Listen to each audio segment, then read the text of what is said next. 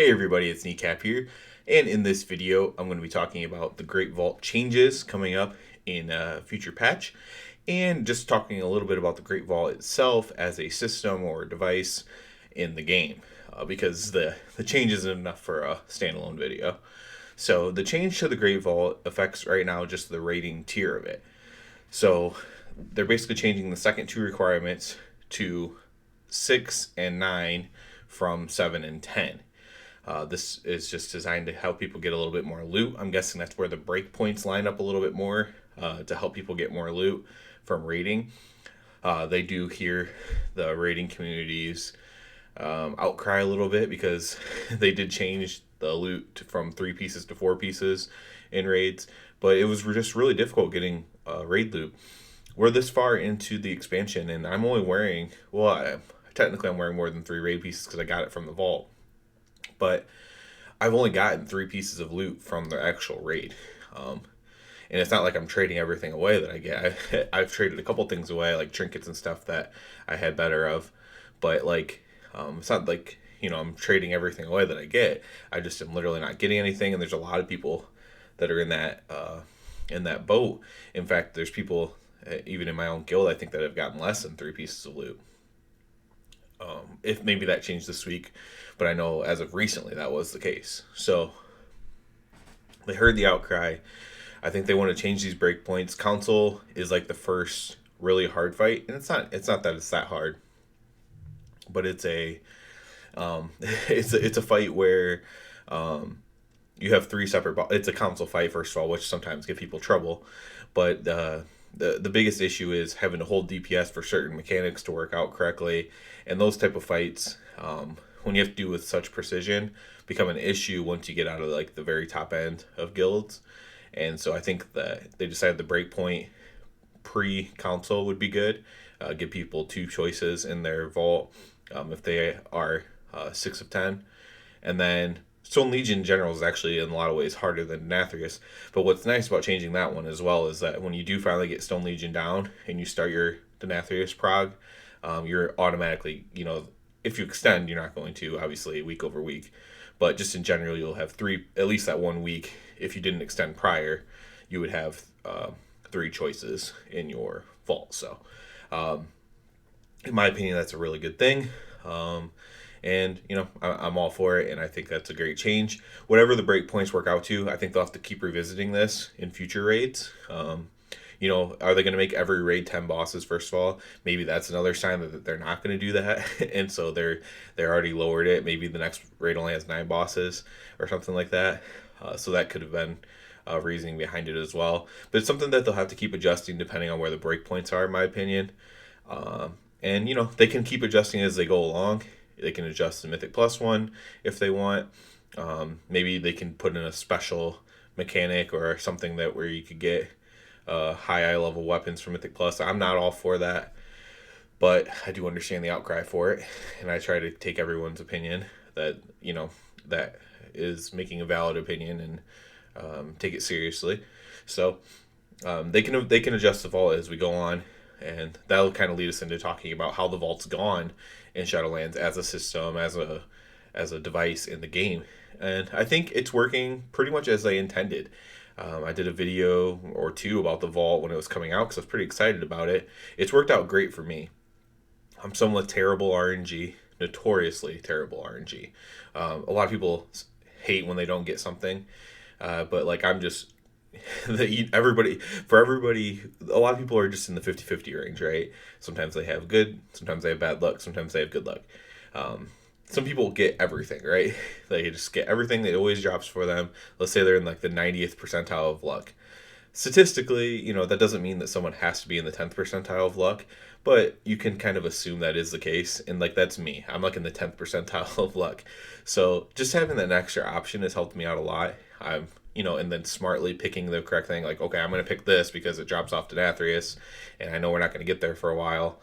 So I'm going to pick this helmet, even though this other item might be a more sexy upgrade at the time.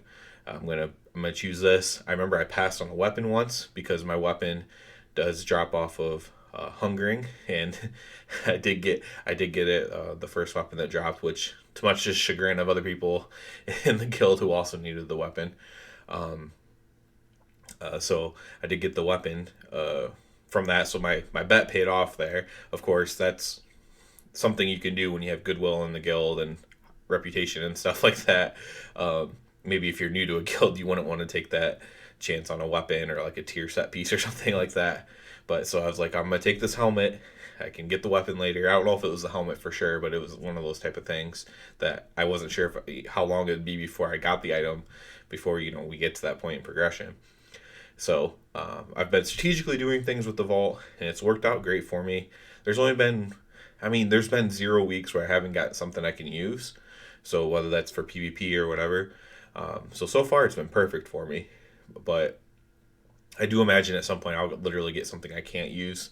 I do think there was 1 week where I just completely slacked off and I had 2 options and I didn't get anything I could use. That might have happened somewhere in the mid tier. But but overwhelmingly, every single week I've gotten something I could use, whether that's for an off spec or an off trinket or just PvP gear, something with verse on it, for example.